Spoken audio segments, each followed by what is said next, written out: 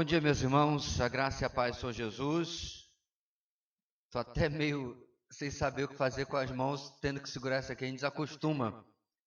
Fui pregar na Igreja da Liberdade meses atrás e confesso que meio que me enrolei ali entre meus papéis e o microfone. Mas é que nem andar de bicicleta, daqui a pouco eu já lembro como é que a coisa funciona. Muito bem. Como os irmãos, eu espero estão sabendo, nós ainda estamos na lição número 14, uma vez que nós chegamos agora até a parte mais das aplicações diante daquilo que ouvimos nos capítulos 1 e capítulo 2. E agora já no capítulo 3, particularmente agora, irmãos, que estamos falando de relações familiares, sermos apressados nisso é um desperdício. Há muito que nós podemos falar e estamos caminhando agora no terceiro domingo no texto de Colossenses 3:18 até 4, versículo 1. Então vamos reler esse texto. Antes vamos orar e pedir a bênção do Senhor sobre o nosso tempo aqui essa noite. Ok? Feche seus olhos comigo. Senhor nosso Deus, muito obrigado pela Tua palavra, por aquilo que ela nos instrui em nossa caminhada.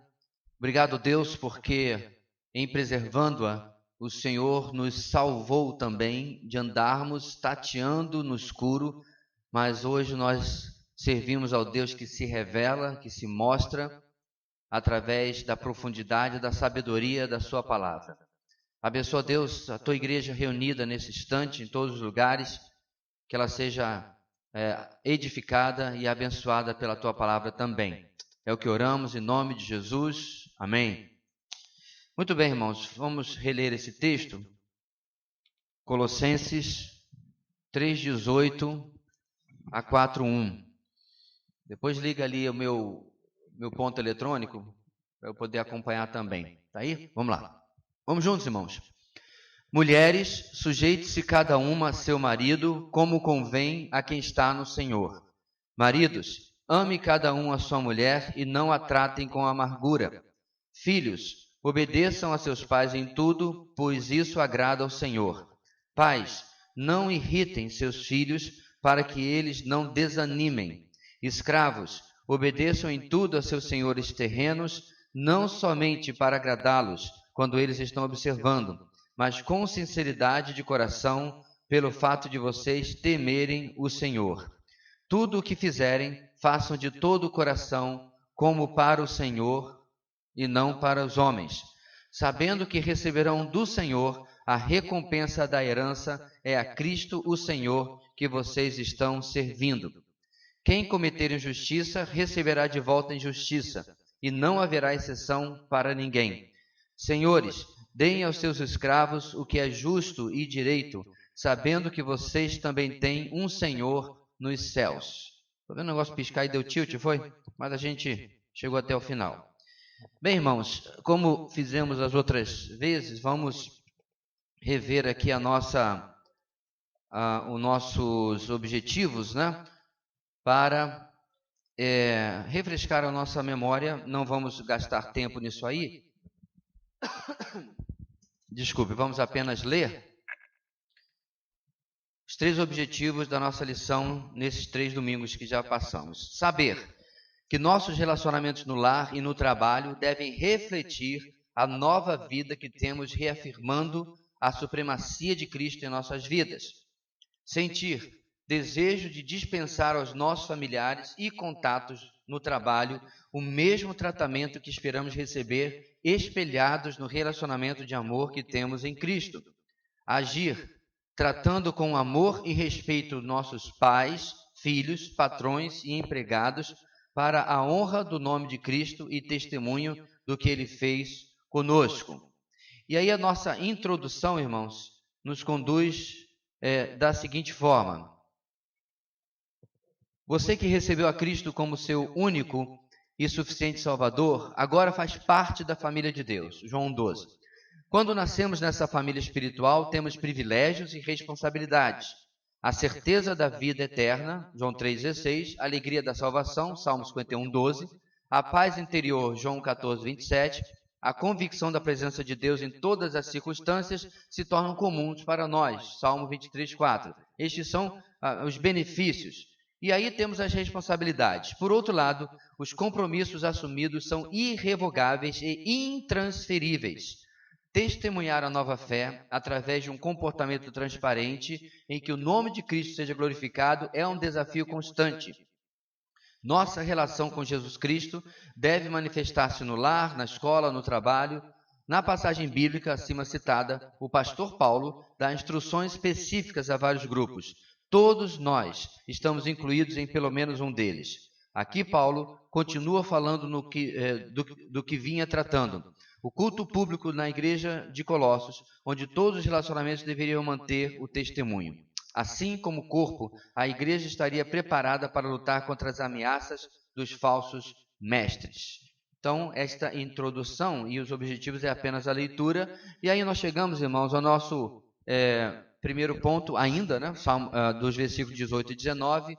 Viva a nova vida em Cristo no casamento. E onde nós estamos, irmãos? Nós estamos já ali nas responsabilidades da esposa no casamento. Então, se você perdeu o que foi falado antes, está registrado online, ok? Semana passada nós passamos apenas por este primeiro ponto dentro dessa divisão, essa primeira bolinha aí, submissão inteligente. Então já cobrimos isso daí, certo? E eu estava ali no finalzinho, irmãos, falando de como tem se tentado empurrar, mesmo no meio evangélico, o igualitarismo. E nós explicamos como que homens e mulheres não são iguais e são iguais, certo?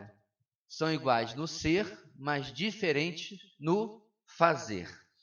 Isso também inclui a questão de hierarquia, a questão de posição, particularmente no casamento.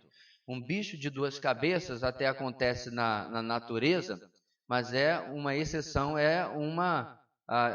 até abominação. E provavelmente não vai ter uma longa vida, porque isso não é algo natural. Na própria organização da Trindade, os três seres da Trindade, irmãos, não, nosso Deus é um Deus, mas em três pessoas, elas não são iguais. Olha só, não estou falando uma heresia, é de novo, iguais no ser, diferentes no fazer. Em teologia nós explicamos que o Filho é submisso ao Pai, o Espírito é submisso ao Filho e ao Pai. Então essa submissão, irmãos, você vê na encarnação sendo manifestada, ok? E depois também quando Jesus profetiza de que vai enviar o Espírito, da forma como ele fala sobre o Espírito, também comunica submissão. O meu ponto aqui, meus irmãos, é que se existe isso na Trindade, que surpresa nós temos, ou teríamos, disso existir também no casamento. Então, essa agenda do igualitarismo, ela não é uma agenda bíblica. Qual é o termo correto para a relação matrimonial bíblica? Certo? É complementarismo. Porque desde lá de Gênesis capítulo 2, Deus fala que iria criar para o homem, a Ishá, certo? Até o próprio nome já deriva do nome do homem. Ia criar a Ishá, certo? Para ela ser a sua ajudadora. E detalhe, quando nós pregamos em Gênesis, nós lembramos que a palavra usada para ajudadora aí, Ezer, da onde vem a palavra? Sim, a palavra Ezer, irmãos, ela é a mesma palavra que você encontra em Ebenezer, pedra da ajuda. É a mesma palavra que dá origem ao nome de Ezra, certo? Muito propício para o momento em que ele foi usado por Deus. E essa palavra ela é usada também a respeito de quem, irmãos? Deus. Então, quando a mulher é chamada de ajudadora em Gênesis capítulo 2, ela recebe, preste atenção, o mesmo título que Deus recebe para com as nossas vidas. Aonde que a mulher está sendo diminuída? Então, existe uma enorme dificuldade das pessoas. Por quê, irmãos? Porque nós estamos, na nossa sociedade, sendo um pouquinho estranho. Eu sei, mas está meio carro 5 bolas por R$1. Porque nós somos, irmãos, bombardeados na nossa sociedade constantemente com agendas humanistas e o feminismo é uma delas. Não tem para onde você correr, certo? Vá na rede social e fale uma palavra depreciativa sobre o gênero feminino. Se você não for preso ou sofrer um processo, você deu sorte. Mas ontem mesmo eu estava assistindo um vídeo de uma personalidade dessas digitais, segundo estava explicando, extremamente conhecida, aonde ela estava comentando sobre a maior mortalidade masculina. E aí ela termina o comentário dela dizendo assim, que bom. Inverte. Inverte. Fala assim, a maior parte das pessoas que morrem em tal e tal situação são mulheres. Logo depois se diz, que bom, sendo homem. Meu amigo, é capaz de você acabar de falar isso e postar a PF bater na tua porta. Estou exagerando, mas você entendeu? Porque o que o vídeo estava criticando essa fala dela? O que o vídeo estava despontando? Nos comentários, o silêncio era ensurdecedor. Ninguém comentou nada. Ela literalmente comemorou mortes dos homens. Pastor, mas como é que alguém pensa isso? É porque talvez, irmã querida, você está numa bolha e você ainda não foi inteirada de que nós vivemos num patriarcado, que nós vivemos numa masculinidade tóxica. Quantos já ouviram essas expressões em algum lugar? Patriarcado, masculinidade tóxica. É o tempo todo. E quando você repete uma coisa à exaustão, as pessoas começam a acreditar. Jordan Peterson, que é um pensador, apesar de secular, eu acredito que ele está muito próximo de conhecer a verdade do Evangelho, ainda não chegou lá, mas eu espero que chegue. Ele tem destacado nos seus vídeos, irmãos, fatos, porque fatos não se importam com sentimentos. E quando você destaca os fatos, a narrativa, a falsa narrativa do patriarcado cai por terra. Como também é falsa a narrativa do racismo sistêmico. Já ouviu essa expressão também? Veja bem, não é que não existe racismo, eles tiveram que adicionar um adjetivo. Racismo sistêmico. Aonde um negro entra, imediatamente ele é tratado com racismo em todas as instâncias da sociedade, segundo esta tese. Isso é tão, irmãos, diabólico, que há um tempo atrás, uma pessoa no Rio de Janeiro, de novo, todo domingo eu estou pichando o meu estado, tinha que ser, no Rio de Janeiro estava falando do racismo sistêmico dentro da Convenção Batista Brasileira. Irmãos, eu sou da mesma denominação, apesar de ter brevemente saído para colaborar com outra denominação depois de retornado, há 41 anos. E eu sou dos estados com maior população negra e parda do Brasil. Nós nunca experimentamos na nossa igreja ou nas igrejas que eu congreguei, eu frequentei, nenhuma sombra de racismo. Inúmeras igrejas do Rio de Janeiro possuem pastores pardos, morenos ou negros. Mas, irmãos, quando você fala uma coisa, e detalhe, é ou não é uma coisa abjeta? Violência contra a mulher, racismo, é ou não é? Então, quando você fala e você diz, está acontecendo, o pessoal diz, é verdade, vamos defender isso. E todo mundo se levanta, porque todo mundo quer estar do lado certo da história, mesmo que este lado esteja errado. Errado no sentido de que não existe. Veja bem, meus irmãos, claro que existe machismo, claro que existe racismo, mas existem muitas outras coisas. E essas que existem não são da forma como a coisa é colocada. E quando isso é repetido direto, o casamento, vamos fechar o ciclo para nós não perdermos o fio da meada. O casamento dentro de nossas igrejas estão sendo prejudicados. Muitas mulheres, irmãos, dentro da nossa igreja são feministas de carteirinha. E algumas nem sabem disso. Cansei já de ouvir de irmãs falas que deixariam uma dessas feministas famosas aí, aquela lá francesa, que o nome dela lá, o nome dela mesmo?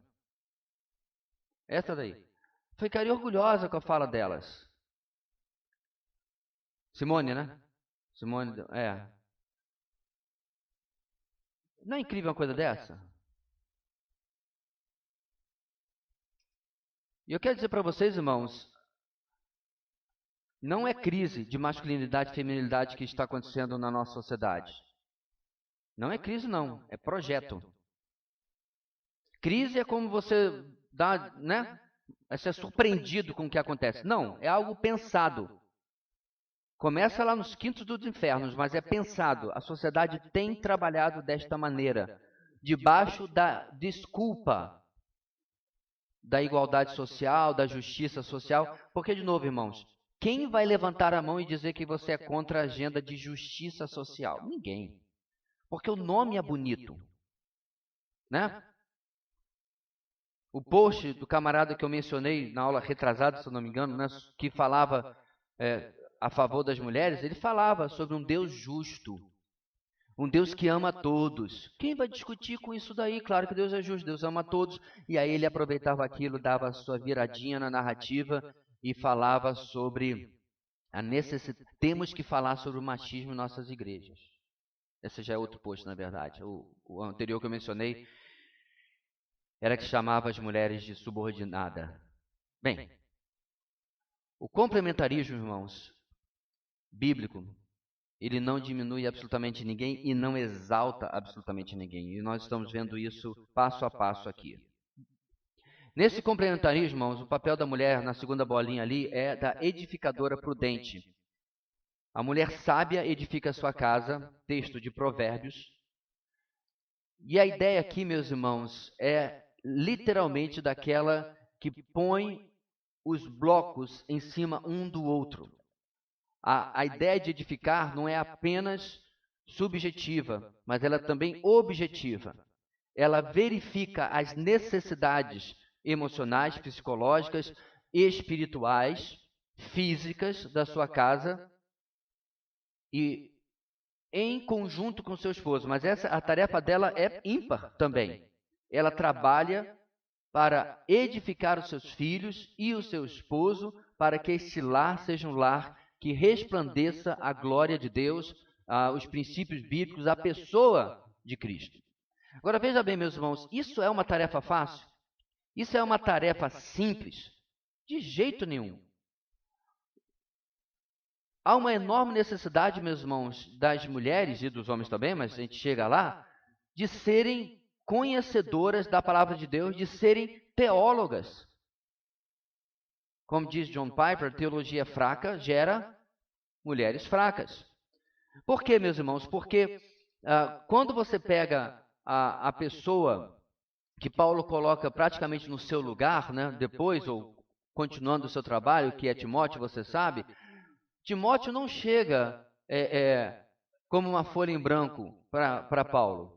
Quando ele chega para ser filho na fé, discípulo mesmo de Paulo, como é que está esse já não tão jovem, mas ainda bem mais jovem que Paulo? Ele não está em branco. Paulo diz que ele foi instruído nas sagradas letras pela sua mãe Eunice e pela sua avó Lloyd. No caso de Timóteo, o mais provável é que o pai dele não era convertido. Sua mãe e sua avó se convertem pelo ministério de Paulo, o pai dele provavelmente não, e a sua mãe e sua avó eram de origem judaica. Então já vinham instruindo, antes mesmo de conhecer o Evangelho, o seu filho, Timóteo, no Antigo Testamento. E agora Paulo toma dali e continua a formação de Timóteo. Você já parou para pensar, meus irmãos, se nós estamos entregando os nossos filhos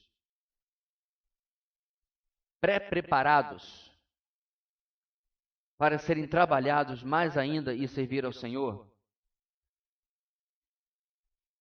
No site da sua igreja, espero que você saiba, nós temos um site porque é projetado todo santo domingo aqui. No site da sua igreja, na parte de documentos, de docs, você encontra um catecismo infantil. Estou dizendo isso não só para mencionar que existe gratuitamente, porque eu coloquei porque é gratuito, senão eu não teria colocado, permitido pelo autor, uma ferramenta simples para instruir os nossos filhos no conhecimento do Senhor. Porque às vezes nós nos preocupamos, irmãos, e com devida, e está certo, né? Em ensinar os nossos filhos com tantas coisas. Mas nós falhamos em ensiná-los sobre o Senhor, sobre a palavra de Deus. Eu me lembro que um líder aqui de grupo de adolescentes, vários anos atrás, veio conversar comigo porque a minoria dos membros do seu grupo de vida estavam fazendo ali, acompanhando o devocional. E eu falei para ele, olha, todo trabalho com um adolescente, até com um jovem muitas vezes, ele é impossível de ser feito sem a parceria dos pais. Quando eu cheguei aqui nesta cidade, me propuseram assumir um ministério com adolescentes ou uma congregação.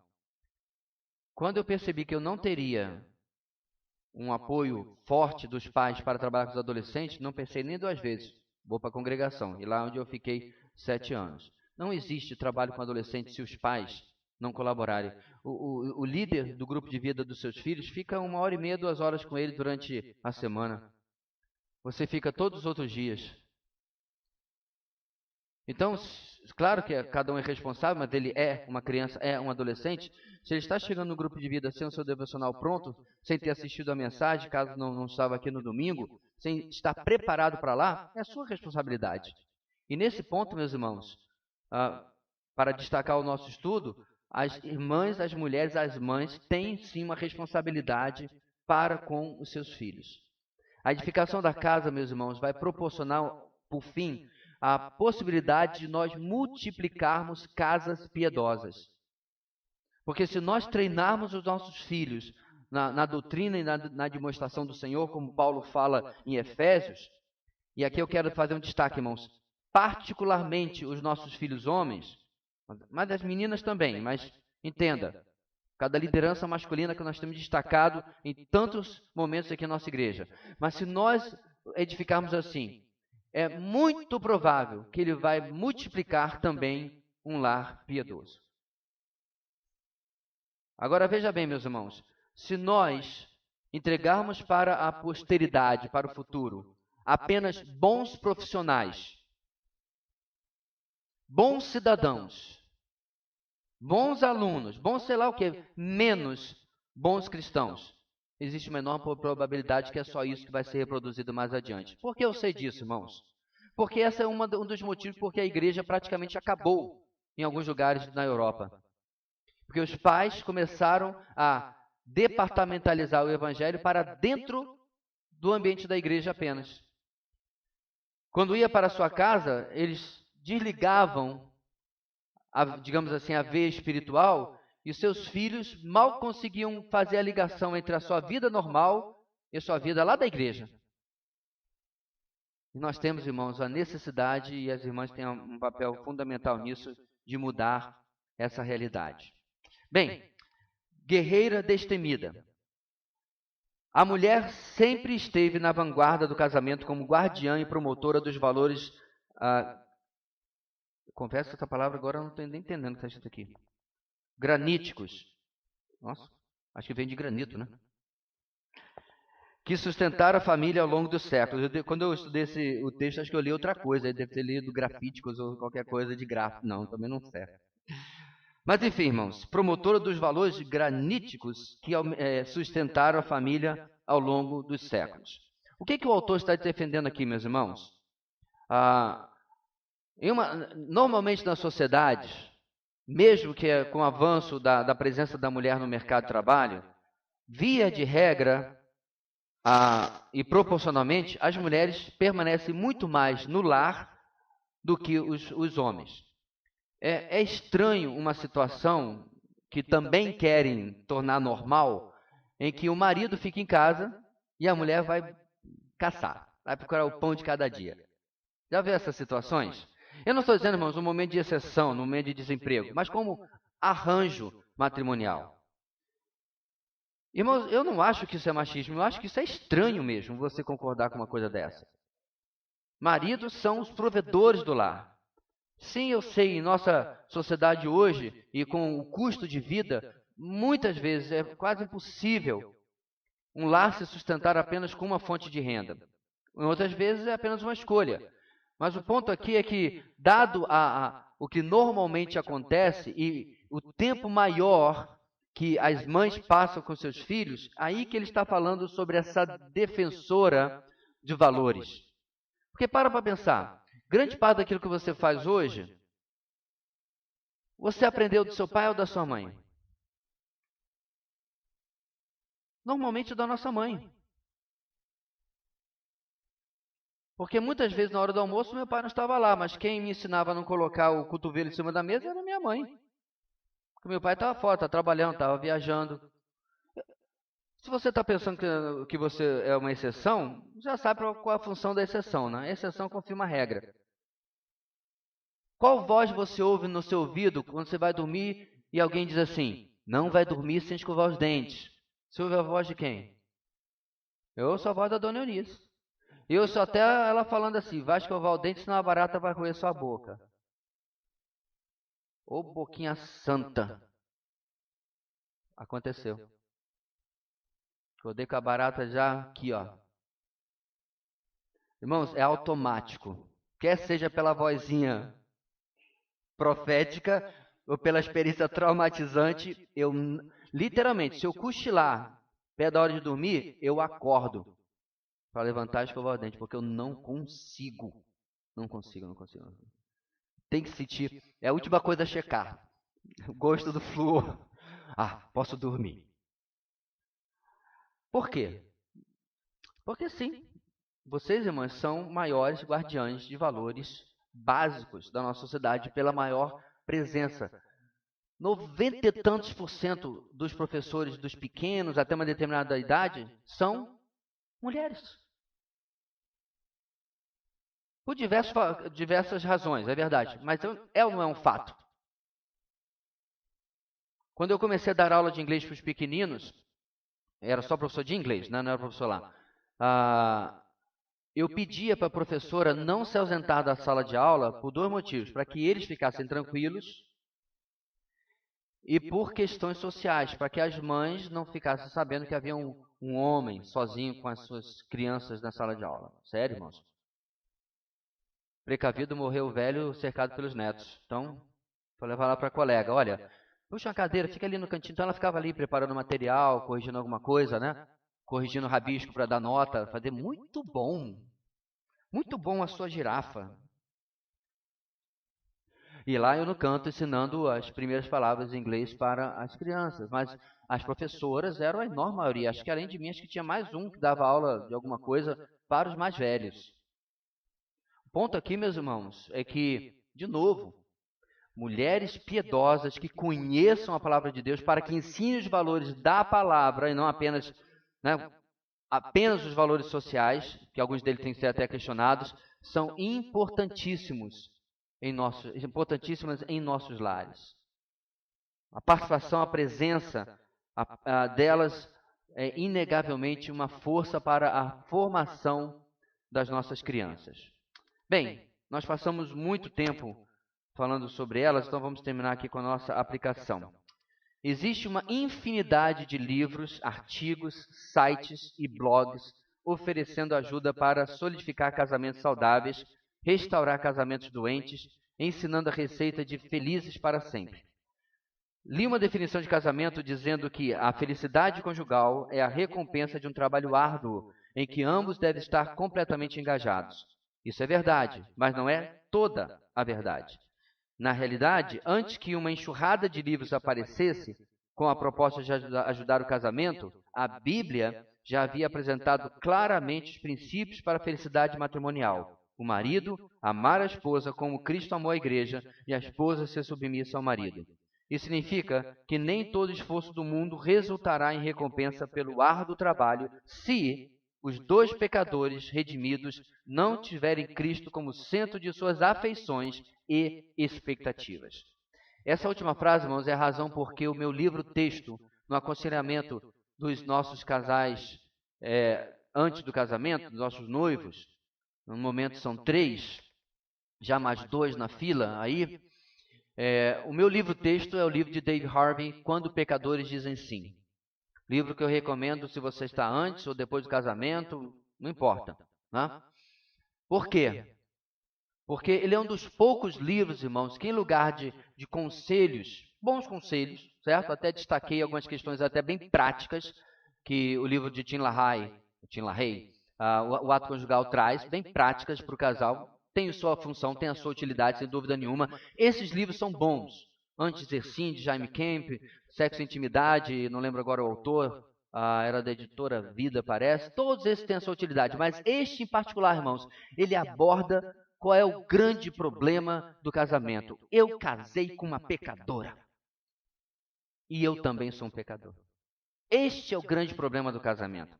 Se o casamento fosse, meus irmãos, entre duas pessoas não pecadoras, ele seria perfeito. Mas tal casamento não existe. Só tinha uma pessoa capaz de casar, um partido, desculpe, uma pessoa que pudesse casar com ela e não seria pecador. Mas ele não casou. Ou casou conosco, com a igreja. Até ele que não tem pecado, casou com uma noiva pecadora. E já sabe quais são as consequências disso, né? A gente vive desapontando o nosso noivo. Mas no casamento humano, irmãos, não tem como. E é aí, meus irmãos, que está o nosso problema. Não pelo fato do outro lado ser pecador. Meu problema está no fato deste lado ser pecador. E é o que nós temos explorado com os 6 jovens, sobre a necessidade deles compreenderem como as suas ações pecaminosas têm atrapalhado o seu relacionamento, até quando o outro lado também tem culpa na situação, no problema que está se tratando.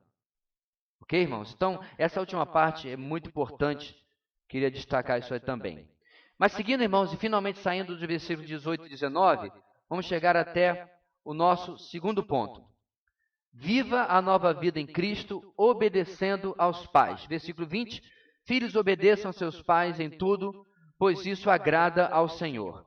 Eu quero começar, irmãos, antecipando uma má compreensão que as pessoas têm do mandamento honra ao teu pai e à tua mãe. Vamos lá. É comum se compreender esse texto lá em Êxodo 20 e a sua promessa de uma maneira equivocada. Isso aí não é só o crente distraído, não. Já vi muito bom pregador e pastores cometer esse mesmo equívoco. Porque o que diz lá em Êxodo 20? Honra o teu pai e tua mãe para que se prolongue os seus dias sobre a terra. Em algumas partes, sobre a terra que o Senhor teu Deus te dá. E esse complemento, irmãos, traz a dica da interpretação desse texto. Tal qual eu estou falando com vocês em Gênesis, você precisa compreender quem é a audiência de Moisés quando ele está escrevendo o Êxodo 20. A audiência dele são os israelitas que estão lá no sopé do monte, esperando ele baixar da nuvem para o seu tablet, ok? E levar para eles os 10 mandamentos. A esses, é dito o quê? Honrem o seu pai e sua mãe. Qual era o padrão de honra no Antigo Testamento para pai e mãe? Além, obviamente, de obedecer, né, de respeitar e tudo mais. Obedecer a lei de Deus. Você honrava o seu pai e sua mãe em ser em o Deus deles, ser o seu Deus também. E aí, se o Deus dele fosse o seu Deus, aí vinha a promessa. Se prolongará os dias na terra que o Senhor teu Deus te dará. Então, a promessa, irmãos, naquele contexto de Êxodo 20, certo? Ela está dentro da perspectiva da posse da terra prometida. Não é sobre longevidade. David Brenner era um jovem notável, futuro genro de Jonathan Edwards. Um homem dedicado à obra missionária. Os escritos dele são uma bênção, uma edificação incrível, um jovem tão novo, com a cabeça daquele jeito. E aí, se eu não me engano, ele pega pneumonia ou tuberculose, não foge a memória agora, e morre com 20 e poucos anos. Será que ele não obedecia a pai e mãe? Spurgeon morreu antes dos 60. E quantos homens de Deus, irmãos, a vida era curta entre os puritanos, por causa da época. Não só dos puritanos, mas toda a população da Europa. Se você chegasse aos 60 anos, tinha gente que tinha 10 filhos, no final da vida só tinha 3, porque eles ficavam pelo caminho, crianças morriam com maior facilidade. E aí? Morreu porque era uma criança desobediente. Faz sentido. Porque o texto não está falando sobre longevidade. Ok? O texto está falando, naquele contexto, sobre a permanência na terra prometida. Mas, irmãos, não aconteceu exatamente o contrário? eles não honraram pai e mãe, certo? Em não seguir ao Deus de seus antepassados, e eles perderam a posse da terra. Não foi exatamente o que aconteceu? Deus cumpriu o mandamento. Ao contrário, porque eles não obedeceram. Bem, isso dito, irmãos, significa que esse texto não tem importância para nós? Claro que tem. Todos os 10 mandamentos, irmãos, eles possuem princípios éticos e morais. Inclusive a guarda do sábado. Em lugar de você pegar a guarda do sábado e aplicar literalmente à igreja, a qual não possui no Novo Testamento inteiro nenhuma ordem sobre algum dia especial, nem o domingo, me perdoe os meus queridos irmãos reformados que defendem o dia do Senhor, eu defendo uma tese mais radical, irmãos. Todo dia é dia do Senhor. Por que departamentalizar?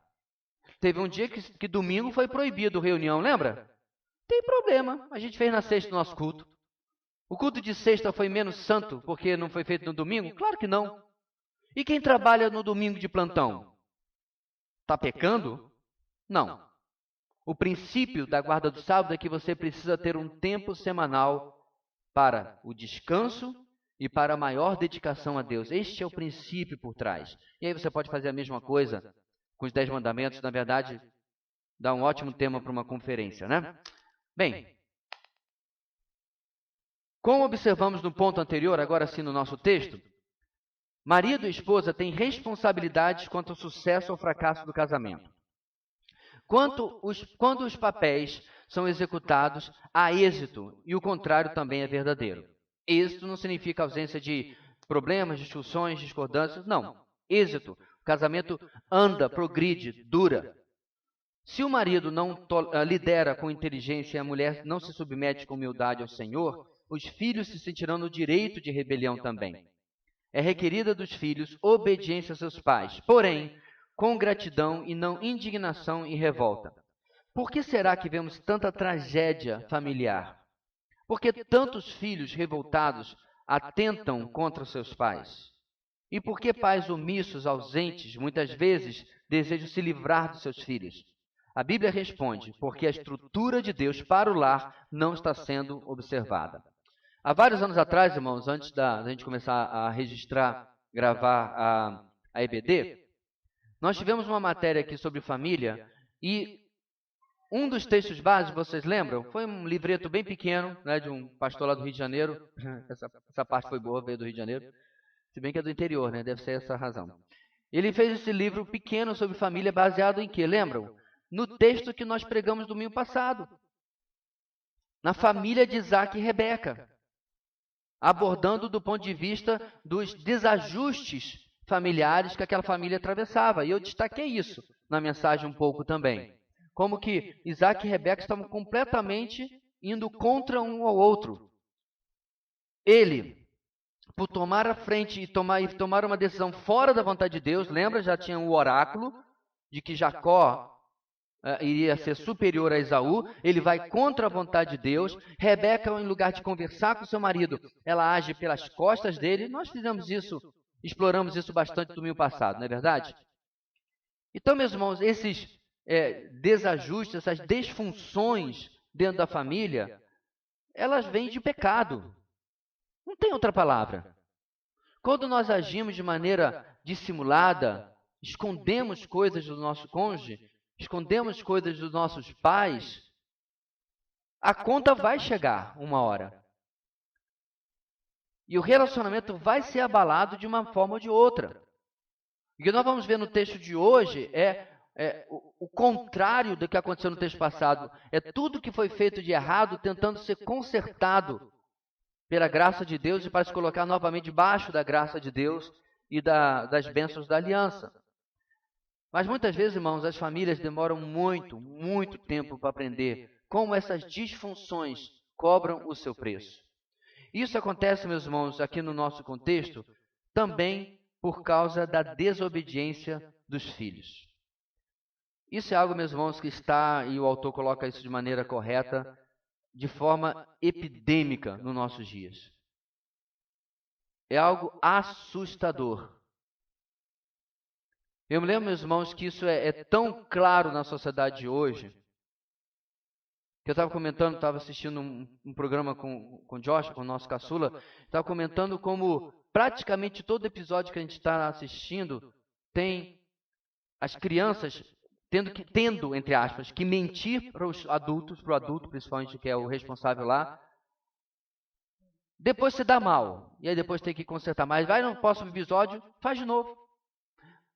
Pelo menos tem uma liçãozinha ali de que mentira tem perna curta e vai dar tudo errado. Ok. Mas eu me lembro, meus irmãos, que quando eu era garoto, isso nem era pensado.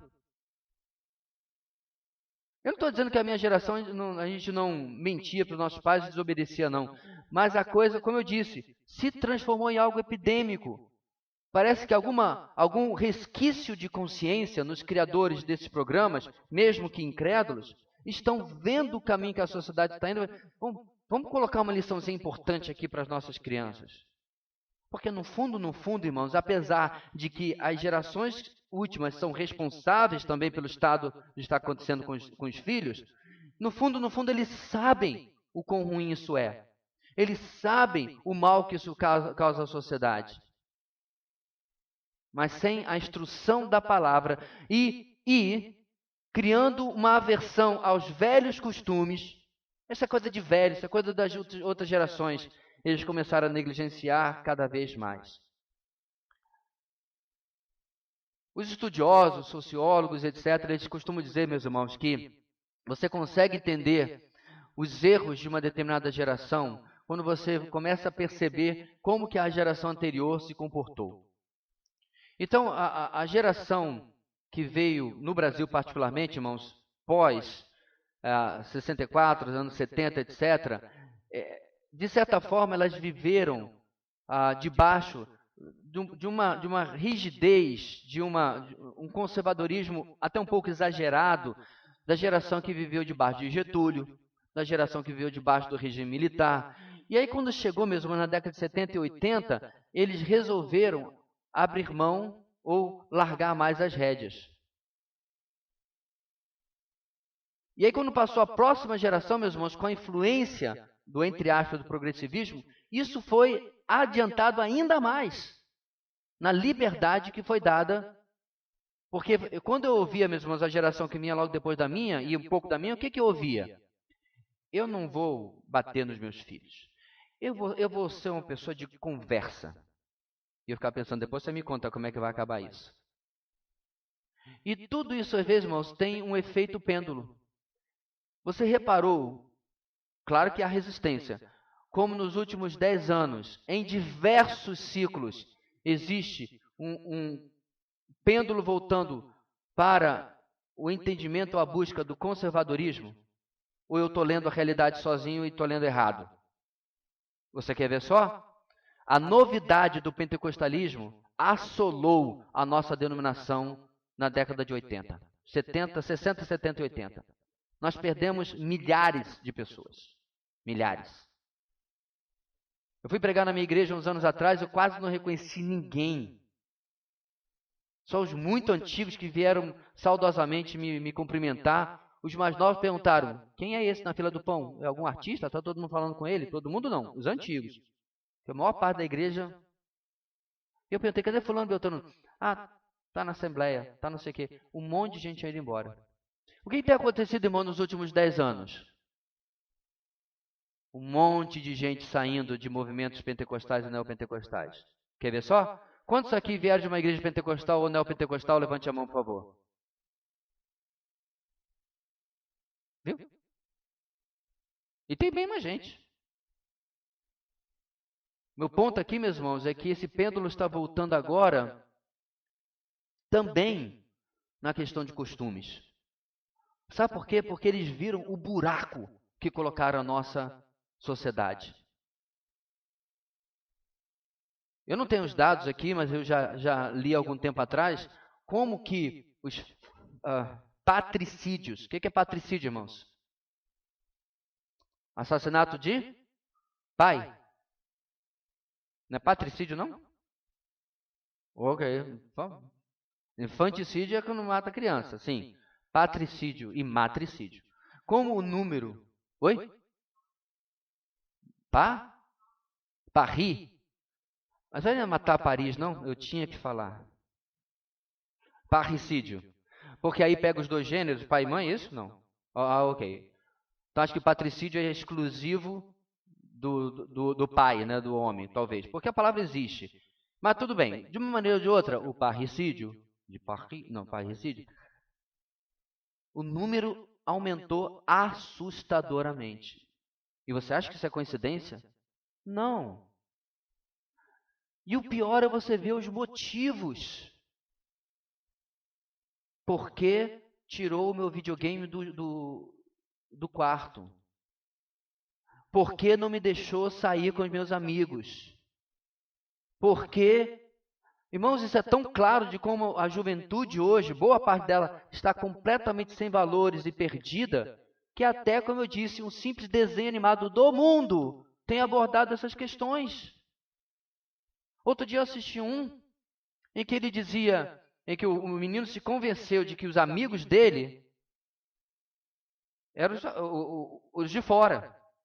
E aí desenvolve todo ali o enredo, tudo mais, mas no final ele percebe que o amigo dele de verdade era o papai e a mamãe. Eu falei, gente, olha só, boa lição.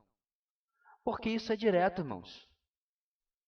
Quando eu falei sobre namoro num acampamento há vários anos atrás da Jubaer, eu falei que é incrível como essa geração quer aprender sobre sexo, namoro e casamento com uma criatura da sua própria idade, que não viveu nada. Aí vai lá o menino de 13 anos aprender sobre sexo com um colega de 13 anos. É um especialista. Enquanto em casa ele tem, de fato, um especialista.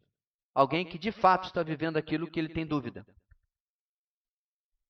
Mas por que ele pensa assim? Porque ele está sendo alimentado pela sociedade de que papai e mamãe não sabem das coisas. Filmes fazem isso também, não fazem só dar boas lições, não. Portanto, meus irmãos, a situação de obediência aos pais está em crise. E aqui a minha palavra vai, portanto, diretamente aos filhos. Se, porventura, a sua desculpa esfarrapada é que seu pai e sua mãe não sentam para conversar com você, eu quero dizer especialmente para você que é adolescente, você não é mais uma criancinha. Você quer ser tratado como adulto? Você quer ser tratado responsavelmente? Pai, mãe, preciso conversar com vocês. Se você está dizendo que você foi tirar dúvida lá fora, com o Zé Droguinha lá, o playboyzinho lá da sua escola, porque seu pai e sua mãe não conversaram com você, a culpa é sua também. Porque se você pôde conversar lá com o Zé Mané lá de fora, por que você não conversou com quem está dentro da sua casa? Se você achou o caminho para conversar com quem não tem absolutamente nenhum compromisso com você, e se você hoje cair doente, não vai nem sequer lhe visitar no hospital, provavelmente, por que você não vai conversar com a pessoa que, número 1, lhe deu a vida, número 2, lhe cuidou até hoje, número 3, provavelmente cuidará se você cair doente? Então, desculpe, irmãos, nesta igreja não tem lugar para adolescente revoltadinho. Não tem lugar para adolescente James Dean. Eu explico porque não é da sua geração. Rebelde sem causa. Os meus pais não me compreendem. Ah, por favor, cresça. Você não quer ser tratado como adulto? Então pare de usar desculpas de crianças. Irmãos, meus pais, irmãos adolescentes, eles não eram adultos completos. Eles não tinham conhecimento, às vezes nem capacidade ou profundidade bíblica para me aconselhar em absolutamente todas as áreas da minha vida. Mas neste caso, ou nesses casos particulares, pontuais, eu não ia lá fora. Comentava outro dia lá em casa sobre a irmã Itália. Era uma senhora da nossa igreja. Já está com o Senhor. Uma vez eu tive uma dúvida. Estávamos na cantina da igreja preparando alguma coisa para depois. Estava só eu e ela. Falei, mãe Itália, posso fazer uma pergunta? Foi tão bom, irmãos, ver uma irmã experiente me colocando determinadas coisas da sua experiência. Eu sei que era uma pessoa que conhecia o Senhor, profunda na palavra, e me beneficiou grandemente. Então, irmãos, nós vivemos em uma vila, onde se porventura meu pai e minha mãe, o seu pai e sua mãe, em uma área específica, lhe deram um conselho, mas você achou, poxa, mas eu queria saber um pouco mais. Tem outro irmão que pode lhe ajudar. Você não precisa de conselhos, primeiro, de pessoas que não conhecem o Senhor. Segundo, mesmo que forem adolescentes que conheçam o Senhor, que não possuem experiência de vida o suficiente. Seus pais, demais adultos na sua vida, são uma enciclopédia para você. Quando você despreza isso, você está desprezando, às vezes, 50 ou mais anos de experiência. E você está desonrando pai e mãe. Outro ponto importante, meus irmãos, para os adolescentes é quando você vê as pessoas de fora como seus confidentes, mas não o seu pai ou a sua mãe. Eu nunca soube de uma história em que manter segredo do seu pai e da sua mãe acabou bem de qualquer maneira. Muito pelo contrário. Eu nunca conheci uma história em que alguém, em lugar de dizer e abrir a sua vida, olha, está acontecendo papai e mamãe isso, o que eu faço? Me ajuda, joga aí um salva-vida, me aponta a direção. Em lugar disso, ele preferiu esconder. Então me preocupa muito, meus irmãos, quando um adolescente, quando os pais dizem, filho, o que está acontecendo? E ele diz, nada. Quando você claramente sabe que alguma coisa está acontecendo. Jovem, você vai sair perdendo. Você não vai lucrar nada disso daí. Essa ilusão de mistério de agente secreto vai acabar mal. Uma certa vez eu vi um adolescente falar assim, mas se eu falar, meus pais não vão me compreender. Sabe o que eu falei para ele? Me dá os números da telecena. Você é bom de adivinhar o futuro? Não, irmãos, eu não jogo telecena, eu estava brincando com ele. Como é que você sabe que os seus pais não vão me compreender? E detalhe, quando o adolescente fala que os pais não vão compreender, geralmente o que eles estão dizendo é o seguinte, meus pais não vão ver esta situação como eu estou vendo. Viu como é diferente? Os meus pais não vão me compreender significa eles não vão concordar comigo. Eles vão falar alguma coisa que está na contramão daquilo que eu quero falar. Então o que é que ele quer? Alguém que diga, rapaz, como eu não pensei nisso antes? Você é um gênio. Nós devemos até mudar aqui de papéis e eu me consultar com você. É isso que ele quer. Porque é isso que ele vai ouvir do Zé Droguinha lá fora. Do playboyzinho, da patricinha. Porque eles são, meus irmãos, no fundo, falsos amigos. Por que eu sei disso? Por que eu sei disso, irmãos? Provérbios. Mais vale as feridas feitas por aquele que ama do que os beijos daquele que odeia. Como o ferro ao ferro afia. Meu amigo, no máximo seu amigo lá de fora é uma Maria Mole, não afia nada, só lhe acaricia. É uma espuminha. Raramente ele vai chamar você e dizer assim, cara, isso aí está errado. Raramente. Nossos adolescentes precisam compreender isso. Segundo parágrafo, a obediência aos pais é um mandamento que deixa clara a ordem de Deus. É dever dos filhos obedecer e honrar aos pais. Uma bênção com promessa, eu já tratei isso, irmãos, para que tudo te corra bem e tenhas longa vida sobre a terra. Efésios 6:3. A obediência dos filhos aos pais é imposta. Vamos ver esses textos, irmãos. Provérbios 1, versículo 8. Abra sua Bíblia aí. Espada para o ar, hoje em dia, é levantar o celular, né? Nós mais antigos fazemos no papel mesmo. Provérbios 1, 8. Ouça, meu filho, a instrução de seu pai, e não despreze o ensino da sua mãe.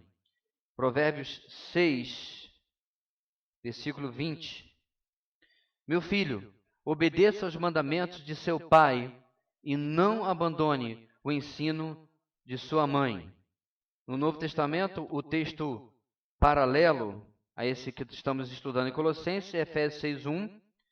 Filhos, obedeçam a seus pais no Senhor, pois isso é justo. E aí ele vai citar o texto de Êxodo 20, do mandamento.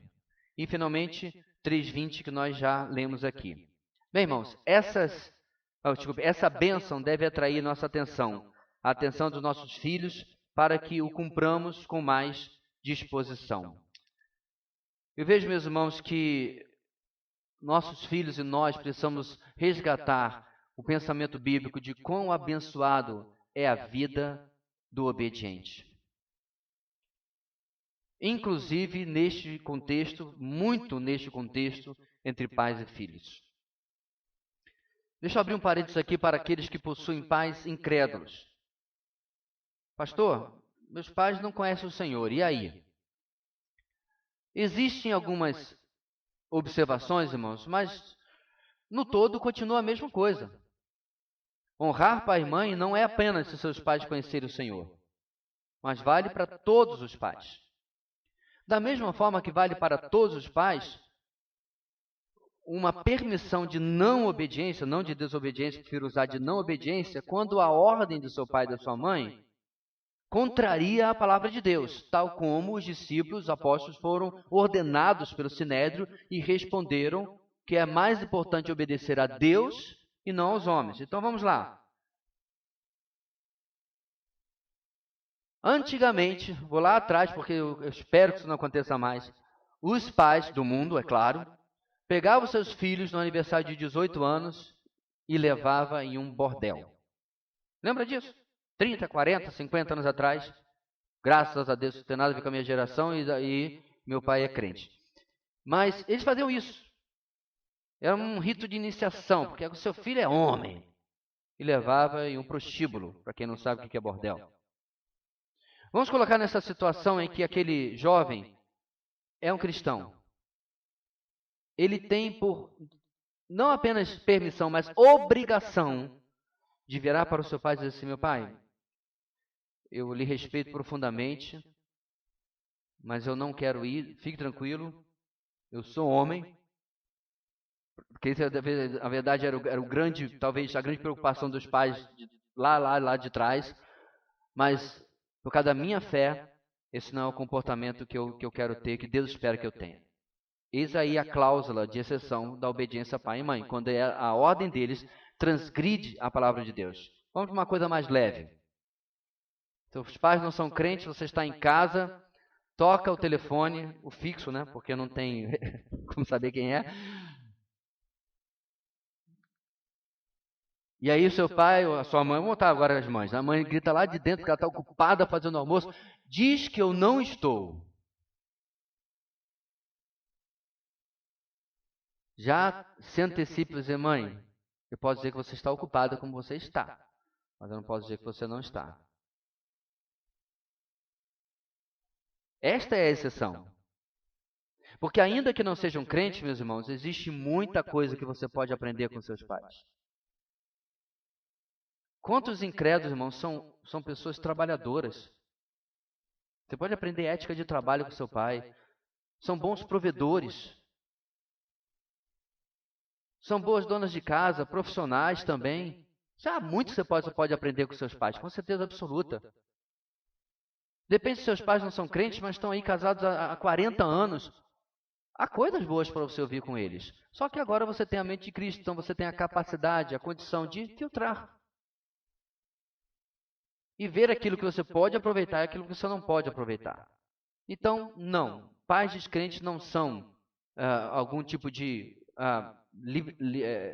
passe livre, certo? Fora desse texto nós estamos abordando, muito pelo contrário. Está dentro também. Renato Russo, cantor que alguns já nem lembram mais, né? Tem uma célebre música que diz: você culpa seus pais por tudo. Isso é um absurdo. Você diz que seus pais não te entendem, mas você não entende seus pais. É um daqueles raros exemplos, irmãos, em que as pedras estão clamando, né? Em que o pessoal do mundo fala alguma coisa que presta. De fato, é comum que filhos achem os pais dos outros sempre mais legais que os seus próprios. Renato Russo não deu nome a esse comportamento, mas a Bíblia dá, e ela chama isso de pecado. Por trás de toda falta de consentimento na obediência e honra aos pais está o comportamento do velho homem.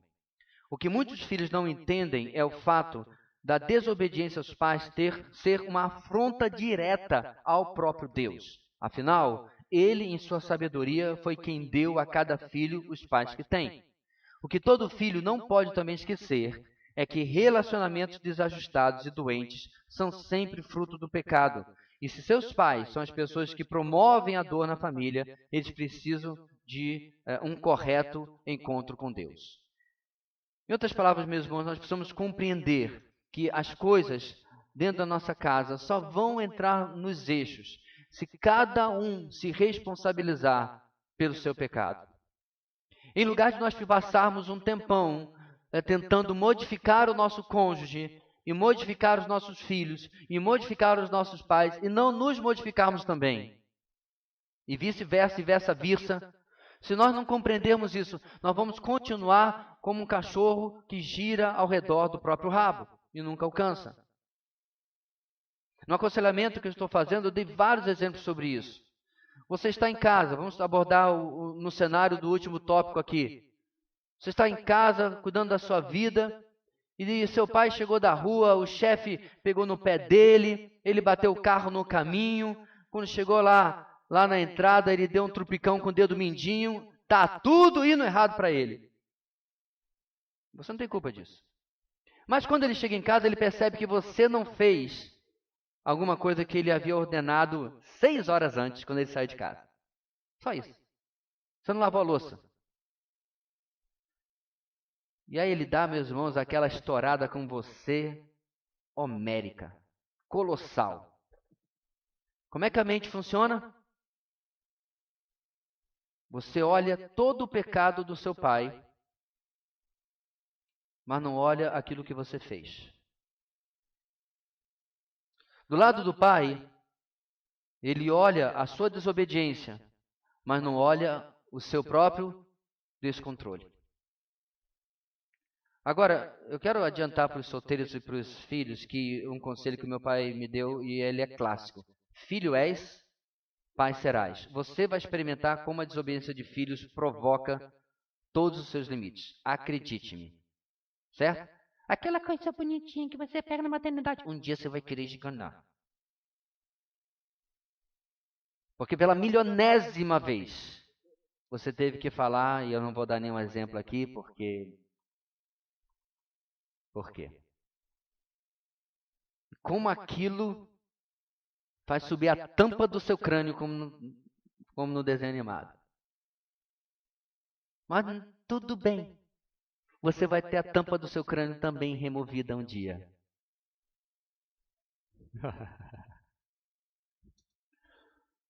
Voltando para o cenário lá da bronca. O que o Evangelho nos ensina, meus irmãos? Que cada parte do conflito precisa estar mais incomodado em: por que eu não obedeci o meu pai? Poxa vida.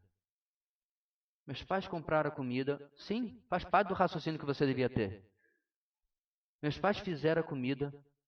Meus pais fizeram isso e aquilo. Eu só tinha que lavar a louça. Fizeram tudo, eu só tinha que fazer. Por que eu não fiz? Por que eu fiquei lá vendo o... Sabe lá o que ficou fazendo? Você precisa se responsabilizar pelo seu pecado. Do lado de cá, o pai precisa perguntar: Senhor, por que eu não consigo controlar minha ira? Qual é a minha dificuldade? Eu já sei o que os pecadores farão comigo, quaisquer deles. O esposo, a esposa, os filhos, os pais.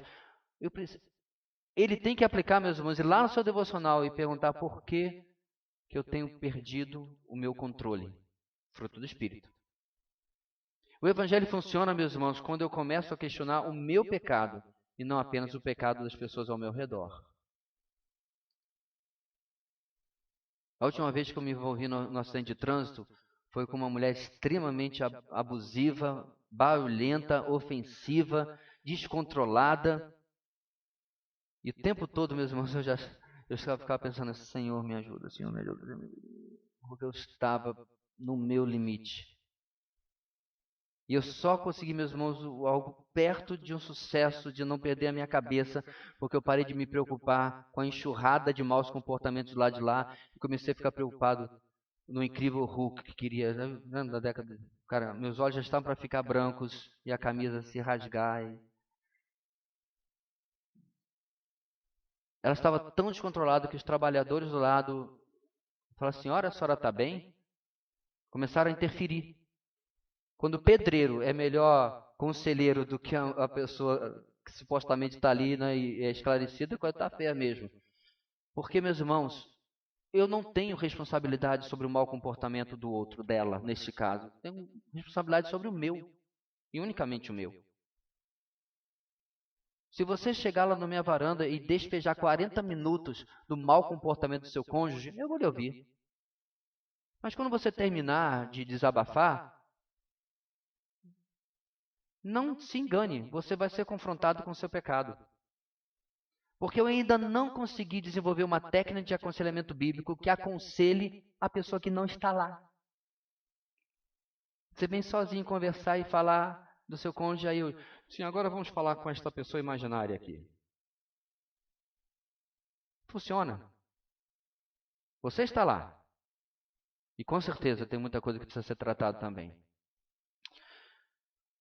Para terminar, irmãos, você, filho, tem glorificado a Deus no relacionamento com seus pais? As pessoas que sabem que você é um filho cristão e sabem que você não tem pais perfeitos, podem dizer que de fato você é outra pessoa? Que você tem uma nova vida? Sabe, irmãos, semana que vem nós vamos terminar essa lição bem longa, né?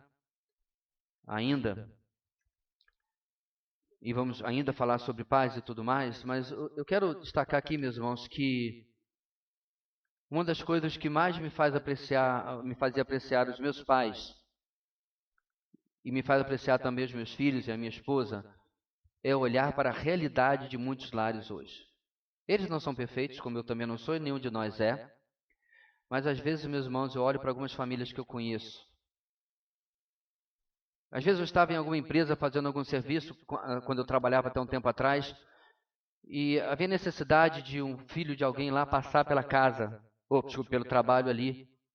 E eu via crianças pequenas, via juniores, via adolescentes, filhos dos meus, não eram patrões, mas os meus contratantes, né? E eu sinceramente dava graças a Deus pelos 3 pecadores que eu tenho em casa. De vez em quando também nesses ambientes eu ficava vendo a dinâmica. Às vezes marido e mulher trabalhavam juntos, eu ficava vendo a dinâmica ali e eu ficava agradecendo a Deus pela Santa Leila. Dá para ver o respirador da glória aí de trás, não? Porque, irmãos, o nível era alarmante. E às vezes, qual é o nosso problema? Nós estamos lamentando o que temos porque nós achamos que a grama é mais verde, mas não é não. Debaixo do Evangelho, irmãos, da sã doutrina, você já recebeu tudo o que você precisa para a vida e para a piedade. Se algo está disfuncional na sua casa, a resposta continua no mesmo lugar. A Bíblia tem todas as respostas para todos os problemas não orgânicos dos homens. Eu morrerei e nunca negarei este mantra. Você não precisa de absolutamente ajuda de absolutamente ninguém que não esteja debaixo da condução e da direção da palavra de Deus e, é claro, diretamente da Bíblia e do próprio Deus. Então, meus irmãos, eu quero encerrar dizendo o seguinte: se você está passando por um problema familiar, eu recebi um e-mail esta semana da fábrica na China, a minha bola de cristal saiu de linha. Não vou conseguir a peça da bola de cristal. Não terei como adivinhar os problemas que você está passando com o seu cônjuge, com os seus pais, com os seus filhos. Sinto muito. Você vai ter que ir com alguém conversar comigo com um dos presbíteros da igreja, com um irmão mais experiente na fé. O que é inadmissível é você blindar o seu lar. A palavra tem que rir com o nome daquele livro lá. Você blindar o seu lar no sentido de você enclausurar o seu lar com vergonha ou qualquer outro motivo para que os outros não saibam que você tem algum problema. Se você não está conseguindo resolver o problema dentro do seu lar, procure ajuda. O aconselhem-se uns aos outros de Paulo não é uma sugestão. É um mandamento, uma necessidade, uma ordem para que a saúde espiritual, além de emocional, relacional, dentro da igreja, seja preservada. Amém, meus irmãos? Semana que vem nós encerraremos. No outro, nós vamos ter, é claro, um EBD especial com o nosso pregador da nossa conferência. Falando nisso, meus irmãos, hoje é Dia Nacional de Inscrição de Conferências. Sabia não? Foi promulgado pelo Congresso. O presidente não vetou, não. Hoje, irmãos, nós gostaríamos que você ajudasse o nosso casal 20 da secretaria. Nessa altura, 20 está pouco, né, irmão Enof? 40, 50. Os mais novos, irmãos, Casal 20 é uma série da década de 80. Fala a coisa e o pessoal diz assim, não entendi a referência. Porque eles eram top. Sabia disso? Eu estou dizendo. Você usa a expressão e não sabia, né? Pois é, acontece. O pessoal continua usando a ficha não caiu e nunca viu um orelhão na vida. Muito bem, ajude o nosso casal, certo?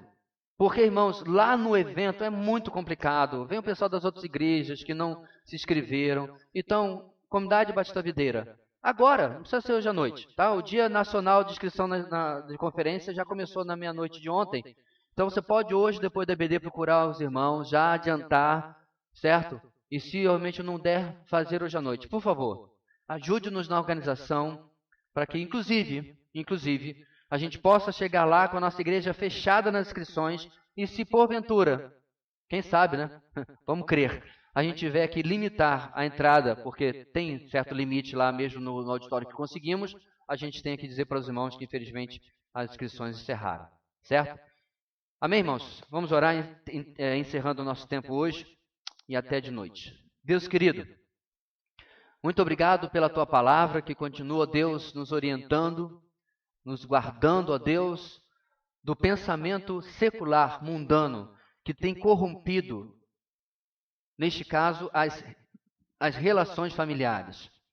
Ajuda-nos, ó Deus, a nós olharmos, ó Pai, para a proteção, a cerca de proteção que o Senhor chamou de lar. E nós possamos, ó Pai, ver lares piedosos, lares de fé, sendo formados dentro da nossa igreja. E isso seja, ó Pai, perpetuado para as próximas gerações. Dá-nos uma tarde de descanso, leva-nos em segurança para os nossos lares, é o que oramos, em o nome de Jesus. Amém.